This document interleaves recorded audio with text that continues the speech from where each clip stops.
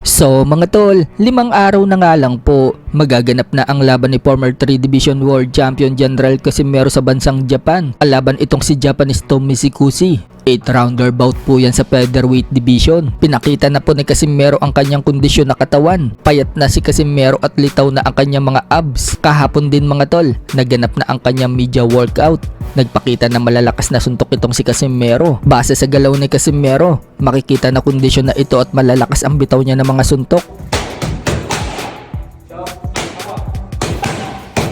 Noong nakapanayam po si Casimero, sinabi niyang gusto daw niya magpakita ngayon na magandang laban at ibabalik daw niya yung dating siya. Sa tingin nga daw niya, makikita ngayon ng mga fans ang tunay na Casimero sa laban niya ngayong Sabado at gusto daw niya patunayan yan sa mga nagkikriticize sa kanya sa last fight niya. Pagdating naman sa timbang, wala nang problema si Casimero. Nasa 57.1 kg na daw ngayon ang timbang niya. Mas maganda din daw ngayon ang kondisyon niya kaysa sa last time. Sana nga daw manalo siya sa laban niya ngayon at mabigyan daw sana siya ng promoter niya na si Koki Kameda ng big match para sa kanya. Gustong gusto daw kasi niya na malaking laban. Pagbubunyag naman po ni Casimero kung bakit siya natalo sa last fight niya dito kay Konosuke Kameda. Sinabi ni Casimero mga tol na hindi daw sapat yung training niya sa laban niya na yon. At ang totoo, in-underestimate din daw niya itong si Kameda na napakatangkad na boxer. Nakatanggap daw siya ng maraming criticize sa mga boxing fans at sa mga haters niya noong matalo siya. Pero tanggap naman daw niya yung pagkatalo at sanay daw siya sa mga nagkikriticize sa kanya. Bagamat hindi daw sapat yung naging training niya sa laban kay Kameda, tanggap naman daw niya natalo siya. Sa kabilang banda naman mga tol, pagkatapos po ng laban ni Casimero sa Sabado, kinabukasan, araw ng Linggo, laban naman po yan ni Naoya Inoue versus Alan Picasso sa Riyadh, Saudi Arabia at Junto Nakatani versus Sebastian Hernandez. Alam na nga po ng karamihan na nasa Riyadh na po si Inoue noong isang araw pa. Pagdating